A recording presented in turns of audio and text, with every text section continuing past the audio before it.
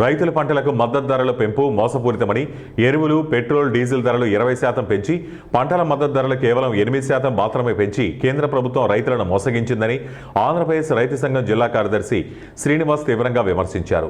శనివారం బుట్టాయిగూడెంలోని ప్రభుత్వ ఆసుపత్రి సెంటర్లో కేంద్రం ప్రకటించిన మద్దతు ధరల ఉత్తర్వుల కాపీలను దహనం చేసి ఆంధ్రప్రదేశ్ రైతు సంఘం ఆధ్వర్యంలో నిరసన కార్యక్రమం నిర్వహించారు. ఈ సందర్భంగా కె. శ్రీనివాస్ కేంద్ర ప్రభుత్వం 10 వ్యవసాయ పంటలకు మద్దతు ధరలు ప్రకటించిందన్నారు. కనిష్టంగా వరికి కిలోకు 72 పైసలు, మొక్కజొన్నకు కిలోకు 10 పైసలు, ఇలా 1 నుండి 8% వరకే పెంచారని చెప్పారు. వ్యవసాయ పంటలకు కేంద్ర ప్రభుత్వం మద్దతు ధరలు పెంచుతూ చేసిన నిర్ణయం రైతులను మరోసారి మోసం చేసేదిగా ఉందన్నారు.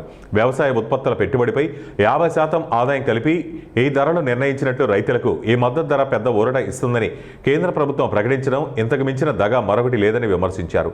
కాంప్లెక్స్ ఎరువులపైన ఒక్కొక్క బస్తాకు సగటున 200 నుంచి 300 రూపాయల వరకు ధరలు పెంచుకునేందుకు ఎరువుల కంపెనీలకు కేంద్రం అనుమతి ఇచ్చిందని చెప్పారు.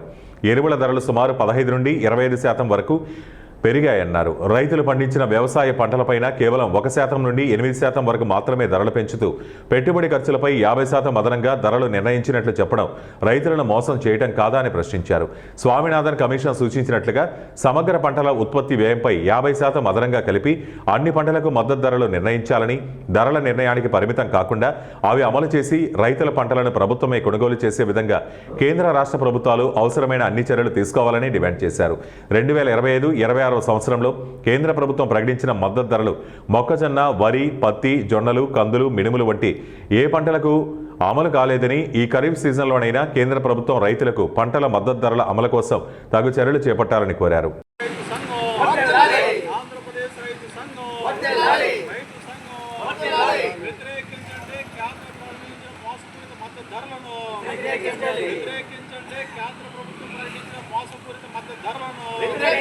కె. శ్రీనివాస్, ఆంధ్రప్రదేశ్ రైతు సంఘం రాష్ట్ర ఏలూరు జిల్లా కార్యదర్శి. ఇటీవల కేంద్ర ప్రభుత్వం వచ్చే ఆర్థిక సంవత్సరాలకు సంబంధించి 14 రకాల పంటలకి మద్దతులను ప్రకటించింది.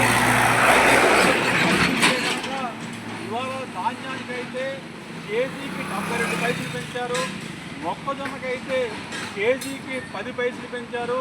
ఇతర పంటలు కూడా చూస్తే ఇవాళ పెరిగిన ఖర్చులతో చూసినప్పుడు 1% నుంచి 8% మాత్రమే మద్దతు ధరలు పెంచిన పరిస్థితి ఉంది. ఇవాళ పెట్రోలు, ఎరువుల ధరలు చూస్తే దాదాపు 20 నుంచి 25% పెంచిన పరిస్థితి ఉంది.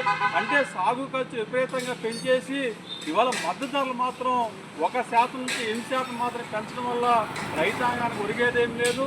ఇవాళ పెరిగిన పెట్టుబడుల రీత్యా ఇవాళ స్వామినాథన్ కమిషన్ చెప్పినట్టుగా రైతు పెట్టిన పెట్టుబడికి 50% కలిపి మద్దతు ధరలు నిర్ణయించాల్సి ఉంటే ఇవాళ కేంద్ర మోడీ ప్రభుత్వం ఆ రకంగా ప్రకటించకుండా ఇవాళ రైతాంగాన్ని మోసం చేస్తున్న పరిస్థితి ఉన్నది. కాబట్టి ఈరోజు అన్ని పంటల మద్దతు ధరలు ఇవాళ వచ్చిన పొగాకుని రైతులు అమ్ముకుంటూ ఉన్నారు. పెట్టిన పెట్టుబడి కూడా వచ్చే పరిస్థితి కనబడట్లేదు. ఇవాళ ఏ జిల్లాలో ఏ రకమైన పంట చూసినా అటు మొక్కజొన్న